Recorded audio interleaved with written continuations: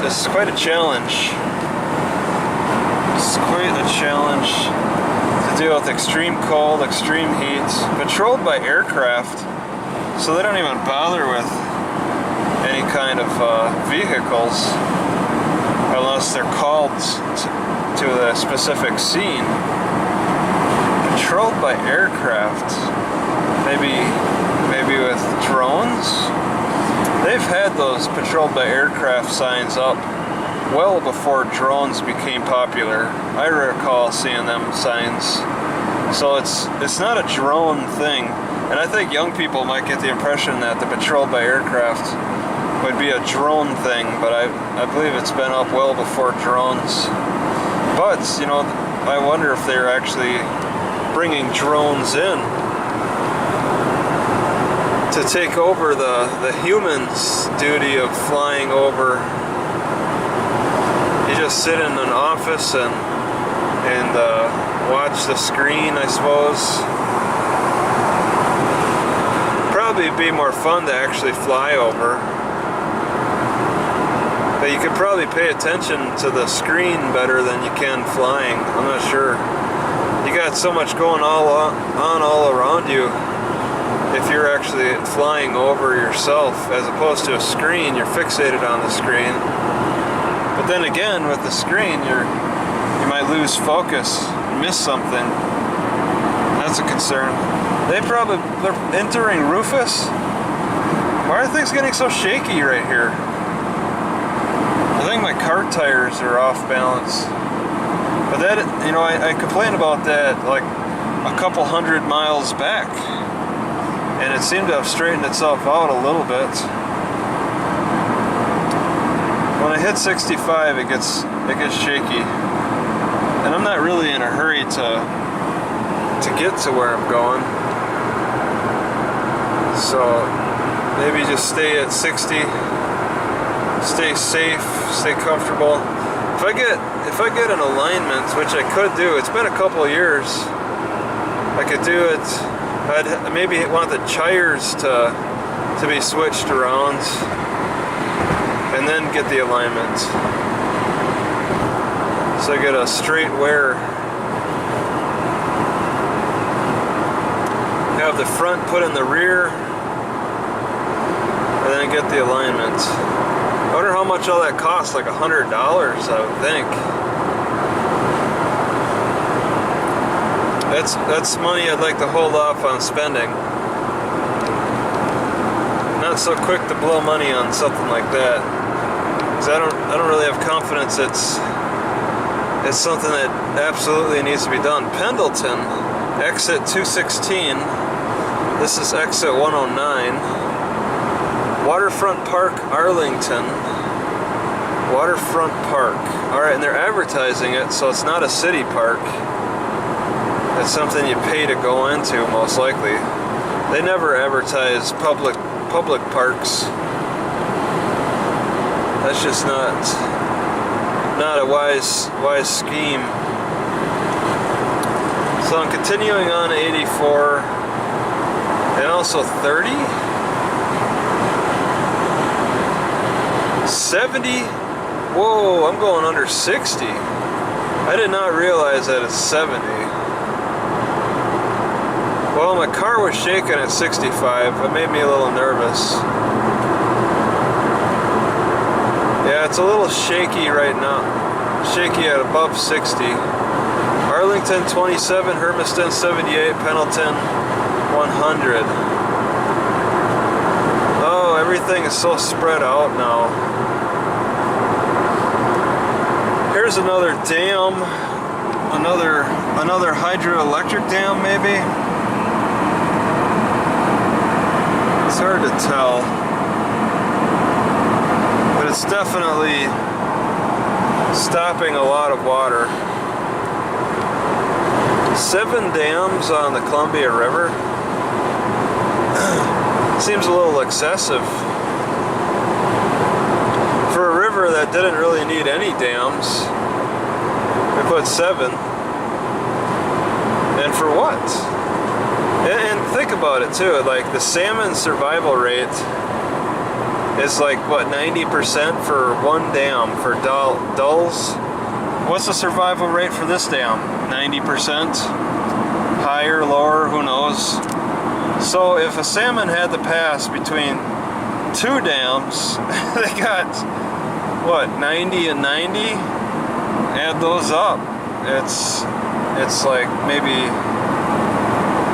so then it drops to an 80% survival rate. And then there's a dam not further down from dulls, so that drops it down to 70% survival rate getting through the dam for the salmon. So a salmon passes through 3 dams will have a 70% survival rate. Right? Is that good logic? It's not great odds. It's still in their favor, and the dams are trying to improve that. But there's definitely an issue with dams. They're not saying 100% survival rate. They're definitely acknowledging that the dams do kill salmon, and maybe from the turbines or something. They just get caught in some kind of suction, smack up against the wall, and lose their senses. I don't know. LePage Park, John Day River. Yeah, I didn't really think about the odds until I drove by that dam. I was like, okay, the dulls is 90%, but then what if the salmon go through two dams? What are the survival rates for the other dams? And you know, fish aren't just gonna travel, aren't just gonna hang out between dams the whole time. They're gonna try to make it wherever they can. I've seen fish cross the roads during floods. They'll take their chances. They'll see a small opening and they'll go for it. So these are very vigorous fish, very physical, beautiful fish, tasty, delicious. Some of the best tasting fish. That's why, you know, it's like, okay, salmon tastes great, but why does tuna taste so terrible compared to salmon? Tuna is so dry and hard to chew on, bad consistency. Salmon's more chewy and good. Is it simply a difference between entering Gilliam County? So I'm in another county now. So I just don't understand. Catfish is delicious. Why does the meat have to be so different between fish? Salmon is pink, catfish is white. You know, they're fish. They move around and in the same patterns in the water, but they have very different muscle. Maybe it's the difference between slow twitch and fast twitch. But I don't know, it's hard to say. Depends on what they eat, what makes them more fibrous and dry. It depends on the environment that they live in, the influence of the rocks, influence of the weather. Salmon need that cool weather, that's for sure. They produce a lot of oils and all that. Tuna might too. There's a whole host of variables. Different meats taste different. Different animals taste different. Like the deer is not as good as the beaver. There's just a lot to consider. And we can pretty much all guess that all the tastiest animals are dead. All the tastiest animals are highly regulated or extinct. Like that dodo must have tasted really good. I mean, it was easy to kill on the island, of course, but it was a preferred food source too. So it died pretty quickly, and it didn't breed as fast as people wanted it to, as it needed to.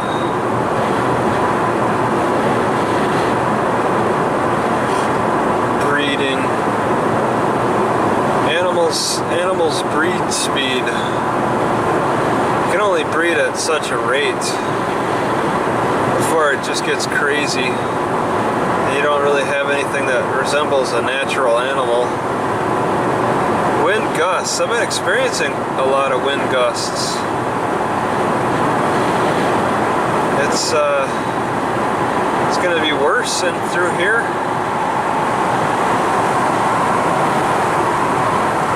That's a nice looking car. Bug. Live in Oregon. Oh, I'm going too slow. That's right. It's 70. I'm just trying to be careful. If I go slower, I can be careful. It's not too much traffic, actually. I'm not getting lapped. So it's not offensive. I don't have to keep up with traffic as desperately. There's no cop cars. Even though the sign said that there's not going to be any cop cars out here, people are following the speed limits pretty good. 70 is pretty good speed anyway. I don't have any, it's not like the Autobahn. I don't have anybody zipping by. So you got some rocks spread out on the landscape. Still, I see a lot of windmills on Washington side, none on Oregon at all. So they spread out for like 5 miles at least, all along this coast.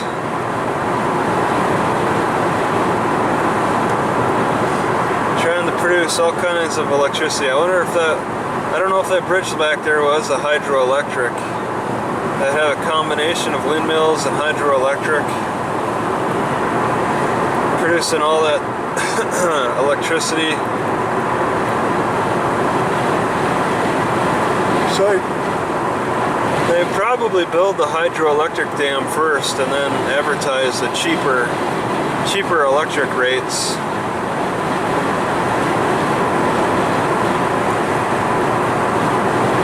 You have to have the horse before the carriage.